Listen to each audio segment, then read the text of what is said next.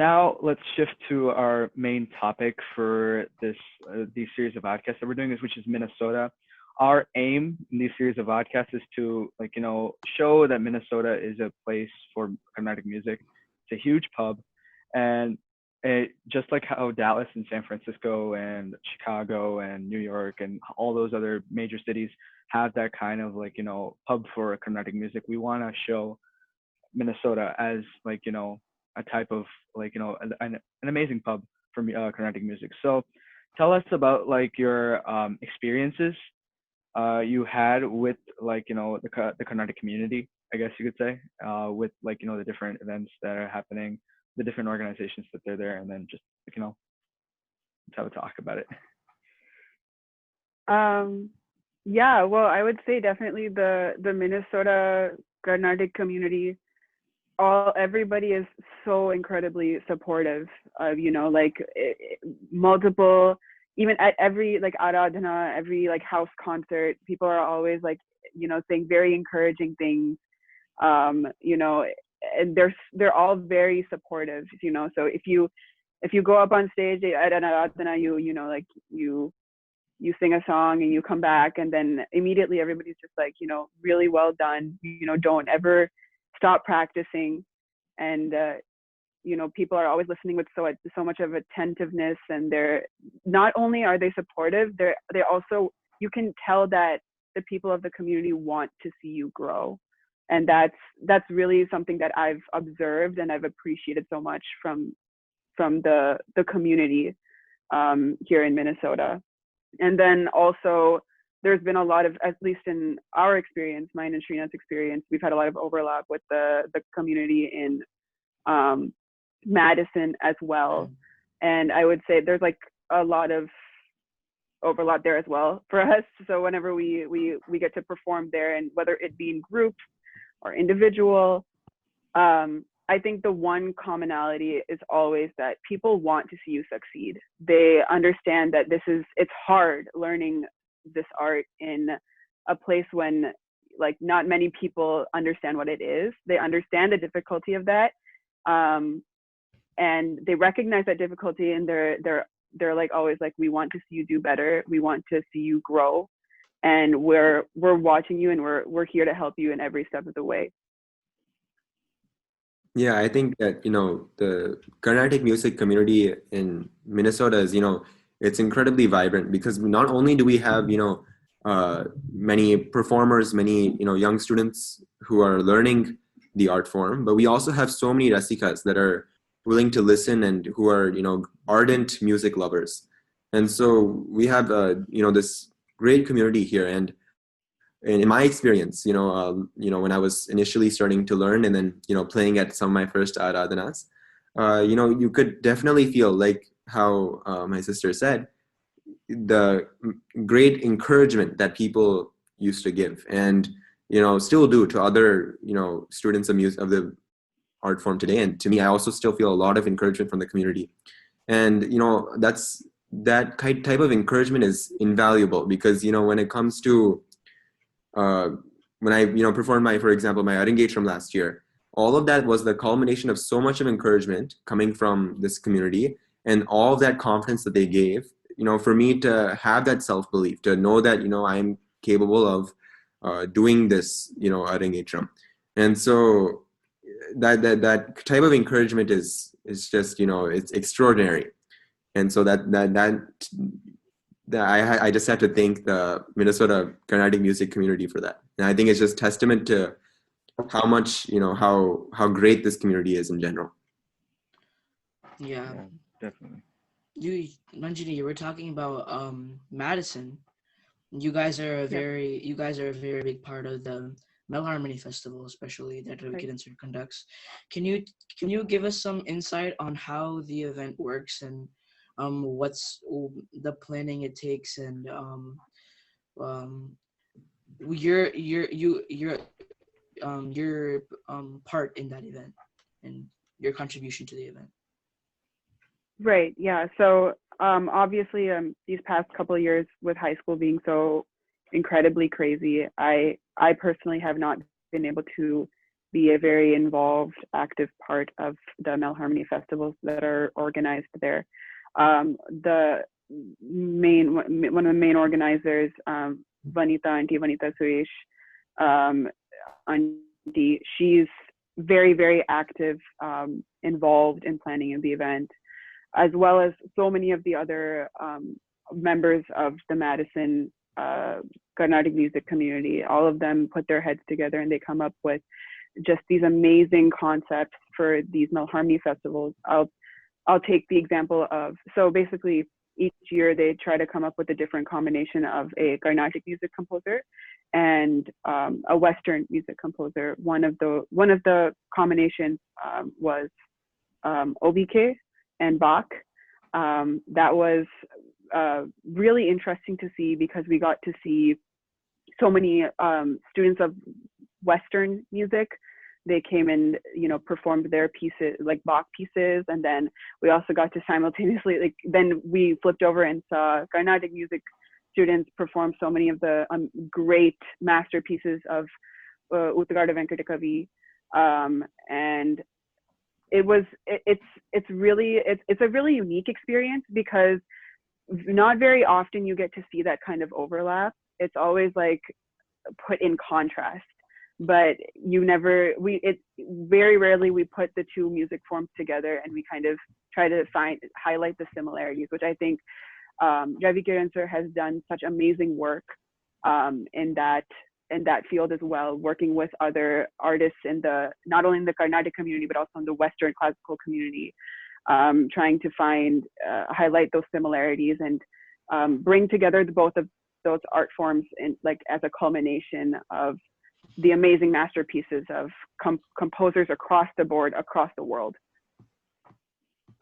Yeah, and also the whole Malharmony Festival, you know, it's not just Madison, obviously, you know, even in Wayzata High School here in Minnesota, there was a large Malharmony Festival that, you know, was, you know, truly amazing. And, you know, the concept of Malharmony is, you know, such a unique one in that it's combining the melodic aspects of Carnatic music with the harmonic aspects of Western classical. And so as a student of both art forms or both music systems, that concept was especially intriguing to me. And so these festivals are just incredible ways to merge both of the art forms. And, you know, they are just so incredible in, you know, contributing to the music environment and in both in Minnesota and Wisconsin and other locations where it has taken place. And I had the opportunity to perform with actually Ranjani and Srinath for one of the Malharmony festivals and here in Minnesota, Wayzata, and it was a very different, very awesome experience to see how they gelled everything up with the Western and the Carnatic music. So it's a very interesting and very insightful event. Definitely. While we're on the topic of, like, you know, Western music and all, so obviously being Indian Americans in the society and learning Carnatic music is definitely a challenge, and trying to explain that to someone who's not familiar with Carnatic music in this society is also quite challenging. So what kind of challenges did you guys, like, you know, face when, like, you know, trying to explain to your friends that don't learn Carnatic music about what you do and, like, I guess the challenges you have? I mean, because people are obviously, you know, familiar with rock, pop, rap, I mean, all those other genres of music. So, and then bringing Carnatic into that field is just, you know, kind of there. So like, tell us about, like, that kind of, like, a challenge that you had, like, you know, trying to bring that up. I think, yes, you're absolutely right. It's a challenge to explain to people who are not familiar with Carnatic music because it's pretty different. You know, it's pretty different from what people are normally used to listening to. I personally have found that whenever I try to explain it to someone who's unfamiliar, they're usually very intrigued and interested about it. I think one of the examples I can think of is when I was in my high school orchestra, I had brought it up with my teacher that, like, you know, I learned Carnatic music. I'm a student of the art, and he was very he was very interested to know more. And I think it's also a great experience to be able to kind of think through like, okay, well, how do I explain this? Like, how do I explain this using the similarities of between Carnatic music and what people are already familiar with? I still haven't found the perfect way to explain it. But I find that people are generally very interested and also very excited to hear about that, like, you know, the art form. But Srinath probably has even more to say on it, because he's gotten to explore a lot of the overlap between his Western classical music learnings and his Carnatic music experiences as well. Yeah, obviously, you know, it's a challenge always to explain, you know, this music system to people who are not at all familiar with it. But, you know, oftentimes with, you know, people who are very familiar with the Western classical system, it's helpful to explain it in terms of, you know, the violin techniques. So, you know, in Carnatic music, you see that there's a lot more glides on the violin than there are on they are in, you know, Western classical. And so, you know, like that, there's so many different ways in which you can explain the Carnatic classical music system.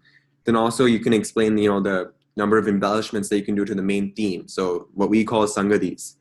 And so but yeah, you know, explaining, I still haven't found the perfect way to explain Carnatic classical music to people who are not familiar with it. But, you know, I think people are generally extremely interested, because, you know, these types of art forms, you know, don't usually make their way into, you know, the Western classical music. So I think it's, you know, people, yeah, they're very receptive to the idea of this music system and the number of different features and facets that it has to offer. Yeah, it's also, I also have that same struggle as well. Just like, you know, trying to come out and just like be like, hey people, this is what it is, and then they're like, what? And then so it's just completely confusing to them. So yeah, like for me, I mean, obviously for you guys as well. So it is a struggle, but I mean, that's why we have these kind of series of podcasts, just to, like, you know, show what we do, just to show, like, you know, we're doing this. You guys can try to understand this a little bit if you'd like. And I mean, yeah. Yeah, and I also think that learning Carnatic music has allowed me to refine myself as an overall musician and like a listening ear, not only when I'm listening to Carnatic music, but other forms of music as well. You know, I'm sure both of you like you just have a better ear overall for music in general. Like you can appreciate other art forms as well. Carnatic music allows you to get that very strong foundation and very classical, the very classical elements of music. And then that foundation allows you to also like not only apply it to other art forms, like systems of music, but also appreciate those other systems of music as well. Yeah, of course. That's very good thing you brought that up, because that's exactly what it is. Like, it's very different, and it's very different for people to understand. Yeah. So Srinath, a question for you. Being a violinist and accompaniment to either a flute or a vocalist, it's you have to take a totally different approach to your solo playing, as you mentioned earlier. What is your mindset going into a kacheri as an accompaniment and as a violinist?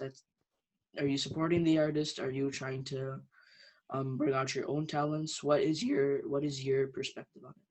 Well, obviously, you know, the number one goal of any you know, accompanying artist is to embellish what the main artist sings or performs.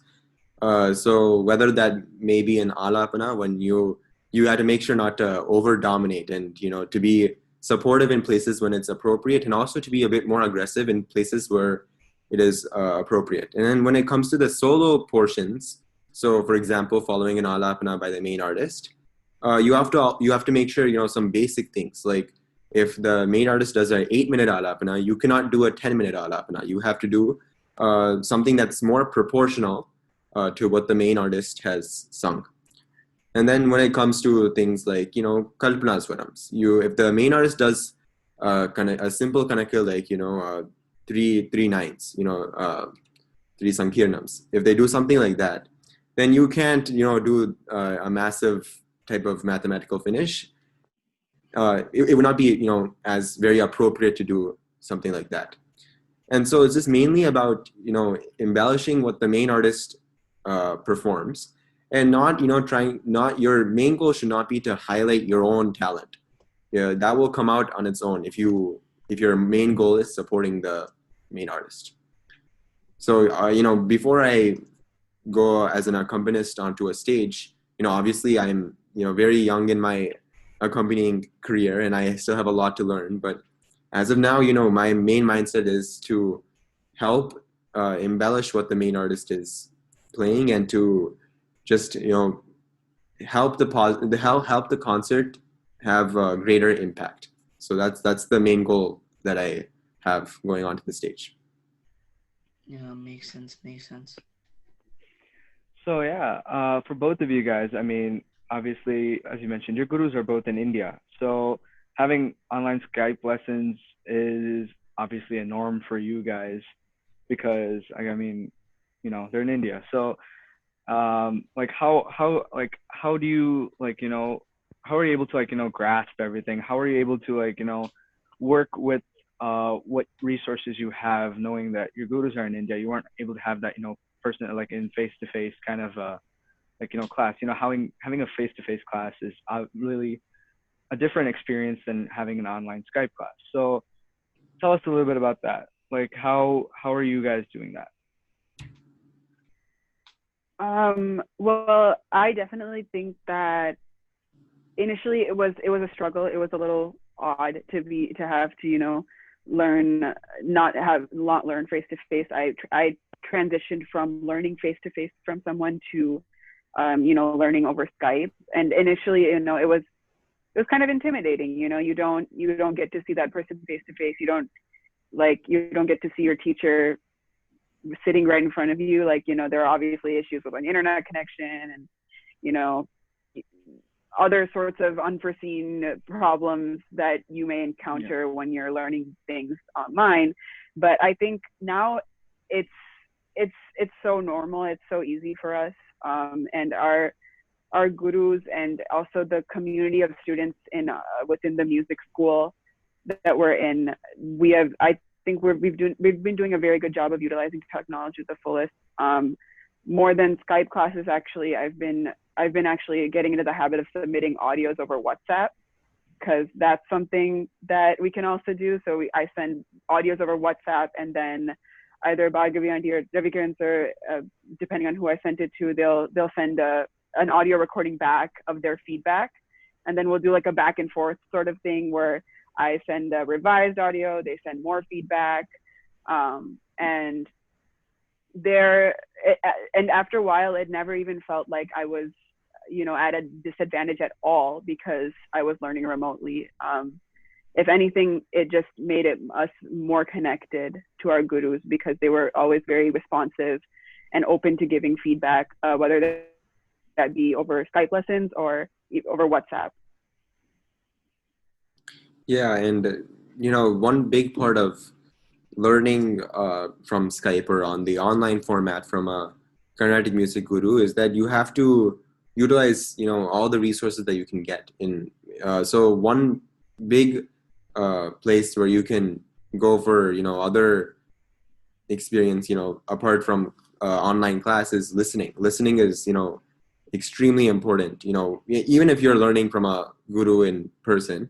But even more so if you're learning from somebody in virtual, because listening gives you this unparalleled perspective on how you should be singing alapana, and how the flow of the alapana should be, for example, or how the flow of kalpana swarams or neraval should be. So a lot of times that will be lost in the online format, because that steady flow of music may not always be there, maybe because of technological difficulties, or merely the fact that you're not face to face with your guru. So things like listening can really help uh, alleviate a lot of those problems, and that's something that I found very helpful uh, in helping me in my musical journey, even though I'm learning in an online format. Yeah, and I think to add to that, um, I think learning online has also allowed us to become more independent learners. A lot of times what we have done over the past few years is we've gotten in the habit of learning songs or concepts from Acharyanet, where they have, hundreds of different music lessons from, so many different artists. We get to learn compositions from there, and then we get them revised in class. And it's become just this very refined, efficient process of learning as many things as quickly and as efficiently as possible. Yeah, and I'm glad that you mentioned Acharya, because I've had the opportunity to see it being used in such an effective way, and it's mind-blowing how helpful the site is. Definitely. So on the topic of listening to lessons and listening to recordings, obviously in Carnatic music or in any art form, listening is learning. We've heard all of our gurus tell us this. We've heard a lot of other people tell us this, but listening is learning. So besides your gurus, who would you say would you like to listen to the most, like in a stressful situation, or you want to listen to for fun, or just to refresh your mind? Who do you guys like to listen to the most? Well, I would say that obviously there are so many. It's such a vast field, obviously, but I would say that apart from listening to concert recordings of my gurus, which I do quite frequently, I also really like listening to artists like Brinda Ma and also MS Subbalakshmi Amma, especially since for me as a female vocalist, as somebody who's learning to sing, it's very nice for me to be able to hear and kind of take note of the kind of voice culture that they incorporate when they're performing.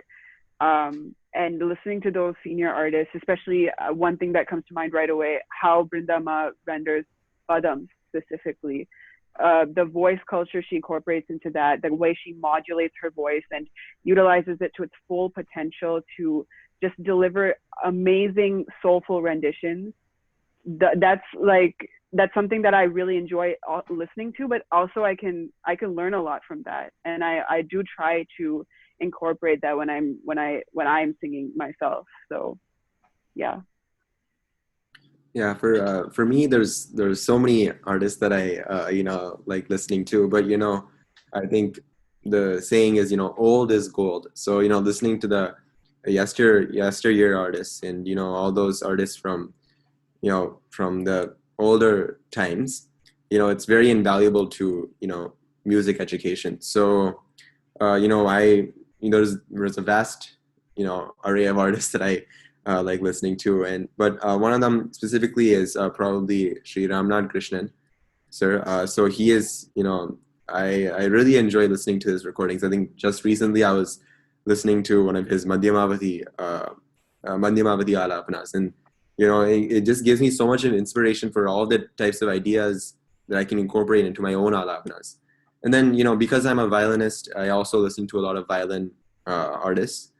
So I also really enjoy listening to the accompaniment recordings of Sri Lalgudi Jayaraman, sir. So especially when he's accompanying G.N. Balasubramanian, sir, you can see how he has, wonderfully adapted his style to fit the main artist. So I think there's a lot of learning that takes place in those recordings, and also listening to the accompaniment of so many other masters, such as Sri M.S. Gopalakrishnan, sir, Sri T.N. Krishnan, sir, and then Sri V.V. Subramanian, sir. The list is endless, but there's so many different artists where I can learn from how they've accompanied other artists, and so I really enjoy listening to those types of recordings. Not just maybe enjoy is not the best word, but I'm very inspired by those recordings. Yeah, those are like also one of my personal favorites as well. So I mean, I can totally understand how you're coming from and how like, they just give out like, such a good vibe, especially when you're listening to it, just like you get inspired like, hey, I can do that too. So I mean obviously with more practice, but I mean I can do that too like someday. So yeah, I can totally understand. So now I think we might have covered this topic, like probably indirectly, but like, what made you guys choose to pursue Carnatic music? Like, what gave you that drive? What gave you that motivation to like, take Carnatic music as like your passion or like future career, if you at all think about it?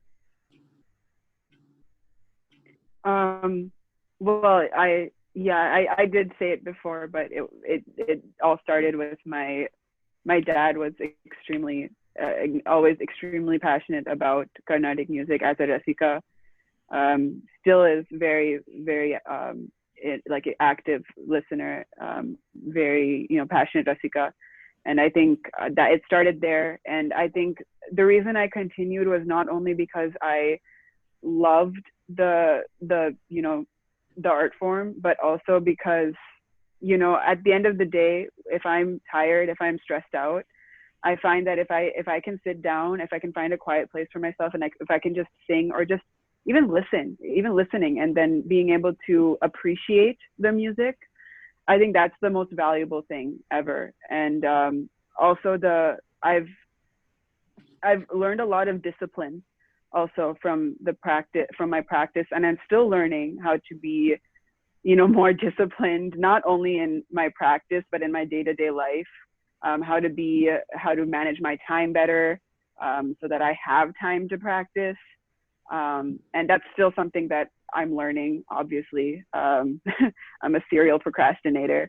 So, but definitely, being a student of Carnatic music has made me more conscious of my time and how I'm spending it, so that later I have time to go back to it and practice, so that my voice is somewhat well maintained. Yeah, and for me, it's a lot of the same reasons. The discipline that Carnatic music as an art form teaches is extremely important. And the reason I initially took up Carnatic music is simply because I was hearing my sister sing so much, and I just had a natural affinity for that type of music. So that was the reason I initially took it up. But I think for the both of us, the one of the major reasons why we continue to learn this art form and continue to uh, perform and play and sing is because of this the cultural connection that it gives. So Carnatic music offers a very good connection into both into Indian culture in general and Hindu culture. So whether it's listening to the compositions of Utakade Venkata Kavi, there's one composition Sri Rama Jayame Jayam where he covers the whole Ramayanam in the matter of just a few charanams. So, or whether it's listening to the wonderful pieces of Tyagaraja, Dvaitama Sukhama comes to mind, in which he wonders aloud about which philosophy, Dvaitam or Advaitam, is the true path. There's so many compositions in which it really connects to the core tenets of Hinduism and the core tenets of Hindu culture in general. So Carnatic music has offered that path to connect to our culture, even though we're here in America. So I think for both of us, that's extremely important. Yeah, absolutely. And I definitely think that's also a huge thing that that Srinath mentioned. It's a lot. It gives you an opportunity to also look into the meaning of some of these songs and enjoy the spirituality behind it. And both of us have also been attending Chinmaya mission ever since we were like very little. Like Srinath started when he was in preschool. I started when I was in second grade. And I think if anything, that also like really helped us appreciate Carnatic music even more. And a lot of times my mom would help me understand the meaning of what I was singing, because she's always said it's very, very important to understand the meaning behind what you're singing, because that allows you to bring that extra element, extra dimension into what you're singing, and that's like the soulfulness. The bottom, Bhavam. So definitely, like, perfect example. Srinath brought up Sri Rama Jai Jam. Without understanding the meaning of that masterpiece, the entire, I would say, the intention of that song is lost as well, and that holds so true for so many other incredible masterpieces that we've listened to so many times. Yeah, and I think, even one recent example I was thinking about is, even Saint Tyagaraja himself says in the song Sangeeta Jnanamu, he says, he talks about the importance of, bhakti and music. So I think it's really important that when you're playing, even though I'm not playing Sahityam, I'm not, actively singing the Sahityam, it's important for even me as an instrumentalist to know what the song means, to know what the composer had in mind when he or she was composing the song. So I think that's definitely, something that's so incredible about Carnatic music, that it offers that connection into Hinduism and into Hindu culture. So many interesting bonds between your Chimaya mission and your brother-sister sibling bond. It's a very different and wonderful thing to hear, that you guys are tied to Carnatic music because of those reasons. And I think before we wrap up with our last question, I'd like to thank you, Ranjani and Srinath, for again taking your time out of your very busy schedules to come on the show and talk about experiences. Thank you so much for coming on. Thank you so much for providing us with this platform. Yeah, no, thank you so much. This was a wonderful opportunity. Yeah. So coming up to the last showstopper question. What advice would you give to the young musicians, young people who are just starting to learn, and kids who are just struggling to get into a groove of practicing, or get into a groove of just practicing and listening to Carnatic music? I would definitely not say that I'm the perfect person to give advice. I still struggle to find time to practice, I still have a lot to learn. But I would say, not as advice, but more as encouragement for people who are finding it hard to find motivation to continue. I would say that it's definitely 100% worth pursuing, even if you're not thinking about it as a career, even if it just is something that remains as a passion. There's a lot of emphasis on wanting to constantly perform, and I think that's that ends up intimidating a lot of people. But for me personally, this art form has been more about the appreciation of music. And so by learning this art form and like persisting constantly, I've been able to appreciate my appreciation for music when I listen is just it's deepened so much. So I would say, I think that's what I would say. It is worth it, and to just keep going, keep pushing, and try to see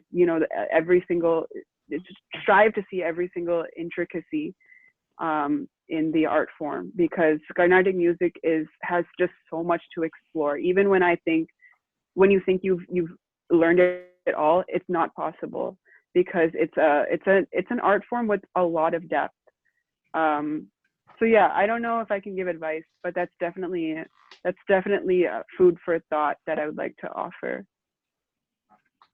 Yeah, and what I would say is, again, I'm not, the perfect, person to give this advice, but what I would say is, there's so many facets and so many, features in this art form, and so, one of my biggest interests is mathematics. So I found that Carnatic music has an